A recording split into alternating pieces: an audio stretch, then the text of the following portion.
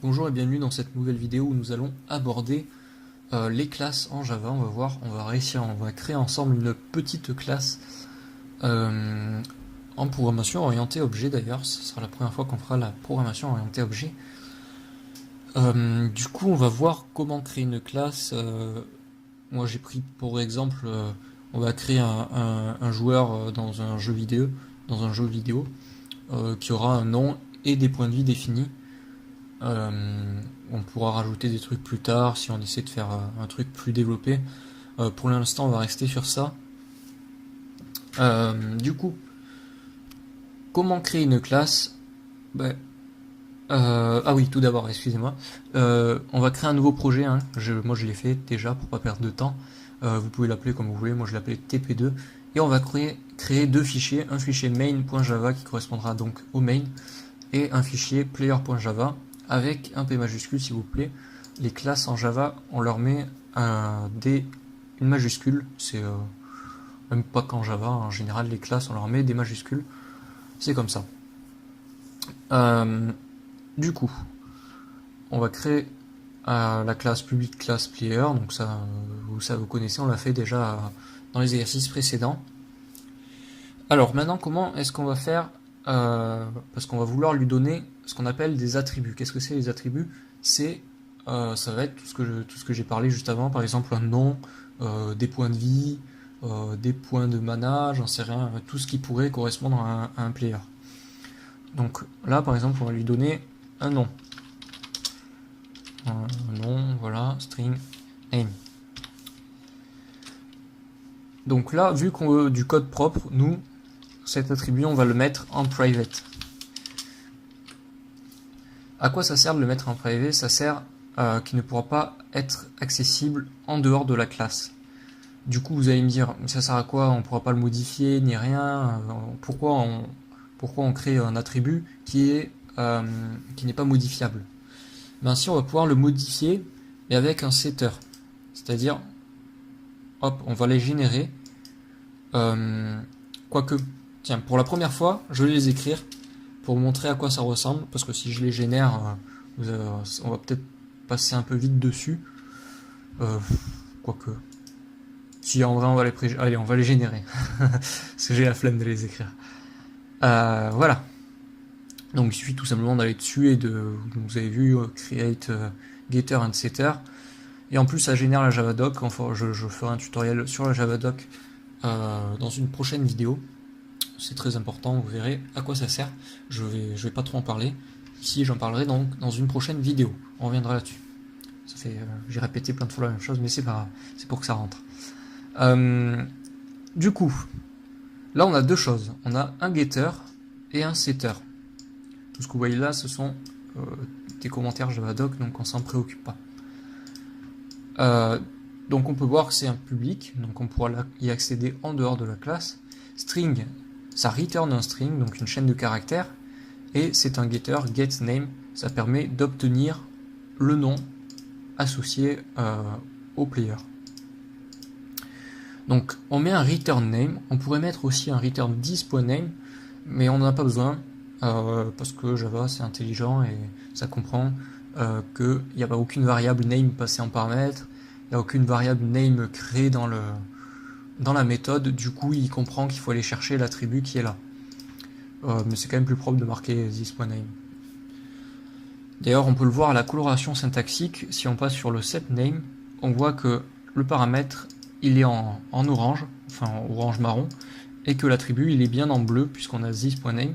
Donc là par contre il faut bien mettre le this.name, this correspond à l'objet courant. Donc si on met pas le this.name, on va dire name égale name, c'est-à-dire name, c'est quel name? Le compilateur ne va pas comprendre.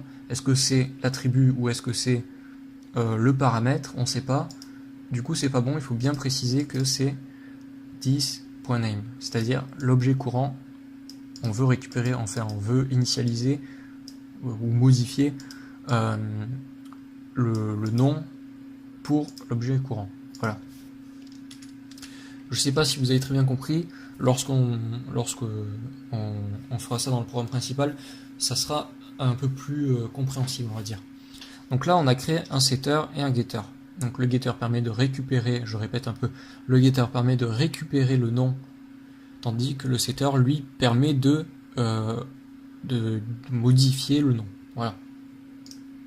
Donc maintenant, on va créer un private int pdv, pv, point de vie. Et pareil, on va créer un getter et un setter pour les PV. Hop là, voilà. Et donc là, c'est exactement la même chose, vous voyez, sauf que c'est un int, c'est pas une chaîne de caractères. Donc qu'est-ce qu'il nous reste à faire pour faire notre première classe? Il nous reste le constructeur. Donc le constructeur, c'est quoi? C'est ce qui va permettre de créer l'objet lorsqu'on voudra l'utiliser. Lorsqu'on veut utiliser un objet, on doit d'abord le créer en Java, comme dans la plupart des langages d'ailleurs. Du coup, le constructeur, on doit l'initialiser, on doit l'écrire. Ça va être un public player, ouvrez la parenthèse, et en paramètre, on va passer les attributs. Donc string, name, virgule, int, pv. Il manque un i. Voilà. Et donc là, qu'est-ce qu'on va faire? On va faire comme si c'était des setters d'ailleurs. On va faire 10.name égale name tout simplement, et 10.pv égale pv. Voilà. Donc là, on a créé notre constructeur. Souvent dans le constructeur, on mettra d'autres choses, par exemple des initialisations, d'autres attributs qui ne sont pas passés en paramètres, par exemple, ou je sais pas, des tableaux qu'on initialisera. Ça peut être toutes sortes de choses. Il n'y aura pas forcément uniquement les attributions des attributs. Les attributions des attributs. Oula, ça c'est fort. On donnera pas forcément uniquement les valeurs aux attributs, comme on le fait là. Là, c'est vraiment extrêmement simplifié ce qu'on fait. Du coup, il nous reste une seule chose à faire pour bien compléter notre classe, qui n'est pas obligatoire, c'est redéfinir la méthode toString. Donc, qu'est-ce que c'est que la méthode toString? D'ailleurs, tiens, on va aller dans le programme principal, dans le main, et on va... Ah tiens, mince. Ah oui, j'ai appelé le main.java, du coup il y a une petite confusion puisque... Ouais, il faut pas le faire ça. Mais ça devrait marcher quand même, donc n'appelez pas votre main, c'est une mauvaise idée. C'est pas une bonne habitude à prendre. Du coup, je parlais du toString, on va revenir sur le toString après. Je vais vous montrer le toString par défaut qui existe, parce qu'il y a déjà un toString. Lorsqu'on crée un objet, il y a un toString qui est associé à cet objet, et qui est pas forcément tel que l'on veut. Du coup, il nous arrive de redéfinir la méthode toString. Je vais vous montrer comment faire une fois que je vous aurai montré la méthode toString de base. J'espère que vous avez bien compris ce que j'ai dit. Du coup, maintenant, on va créer notre objet. Donc, pour créer notre objet, on va tout simplement appeler, on va dire, c'est comme si on définissait une variable au début. Par exemple, player, ça pourrait être int p, je vais l'appeler. Vous voyez, c'est le type. En fait, c'est pas un type, mais c'est un objet. Là, en l'occurrence. Player p égale new. Donc new, ça veut dire on crée un nouvel objet. Player. Et là, on passe donc, par exemple, une chaîne de caractères pour le nom, Toto, et comment ça s'appelle, les points de vie. On va mettre 10 points de vie, voilà, par exemple. Donc là, on a bien créé notre objet. Et si on... tiens, on va tester les getters en premier. Donc si je fais system.out.println de p.getName, vous devez déjà savoir ce que ça va marquer. J'exécute, hop, ça marque bien Toto, puisque là, dans les paramètres, j'ai passé Toto lors de la création de l'objet player, de l'objet P, pardon. Du coup, maintenant, si on utilise un setter, par exemple, on dit je veux changer les points de vie. P.set PV. Bon, s'il y a mon... Oui, c'est bon. C'était mis en veille, mon enregistreur sonore. PV... Oula, qu'est-ce qui s'est passé là? Je comprends plus rien. P.set PV. Et là, on passe par exemple au 5. Hop, voilà. Imaginons notre joueur se prend un coup de marteau et il perd 5 PV. Tiens, on pourrait même faire p.get c'est quoi déjà PV moins 5. Hop, comme ça veut dire il perd 5 PV. Voilà. Donc vous voyez, c'est vraiment très utile, les setters navigateurs, c'est vraiment quelque chose qu'on utilise très couramment dans la programmation. Du coup là, si on va l'afficher quand même pour vérifier que ça a bien fonctionné. System.out.println de p.getPV. Et donc là, si j'affiche, on devrait bien avoir 5, effectivement, 5 moins 5, 10 moins 5, ça fait 5. Maintenant, on va tester, tiens, le p.toString. On va voir ce que ça donne. Donc là, c'est le toString qui est de base. Je n'ai pas redéfini encore le toString.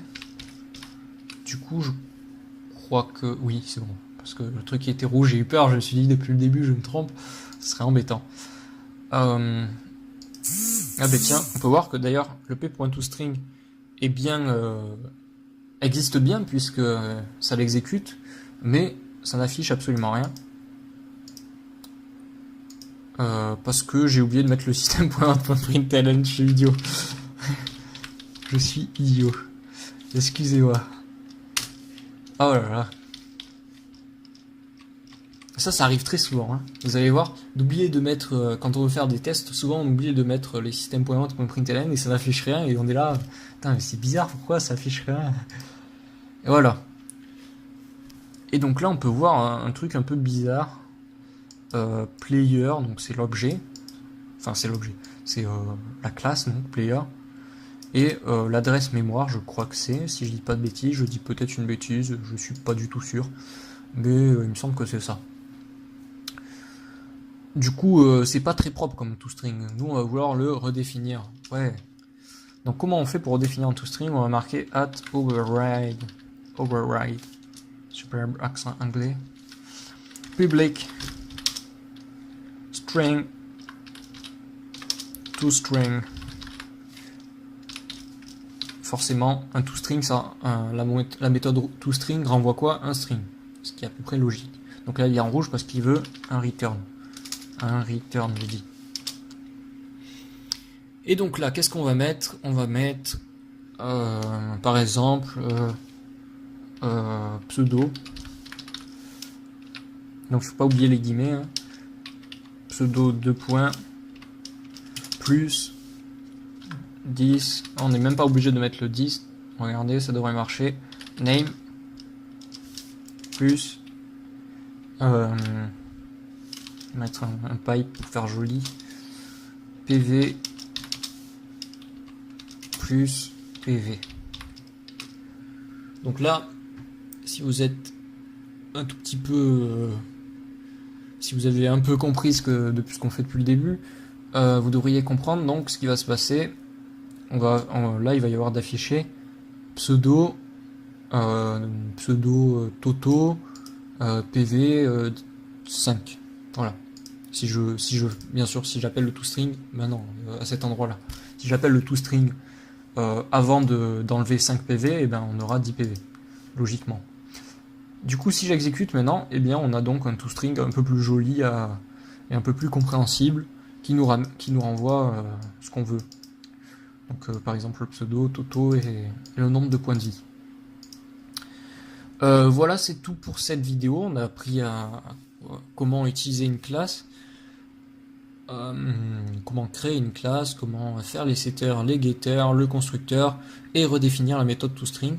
Donc on a vu pas mal de choses, la vidéo est un peu plus longue que d'habitude, j'espère qu'elle vous sera utile, et du coup on se retrouve dans la prochaine vidéo, ça sera soit une vidéo sur les tests unitaires, soit une vidéo sur la Javadoc, je vais voir. Bah, de toute façon, vous verrez bien. Sur ce, je vous dis à la prochaine. N'hésitez pas à vous abonner, à mettre un commentaire si vous avez des questions. J'essaierai d'y répondre. À plus.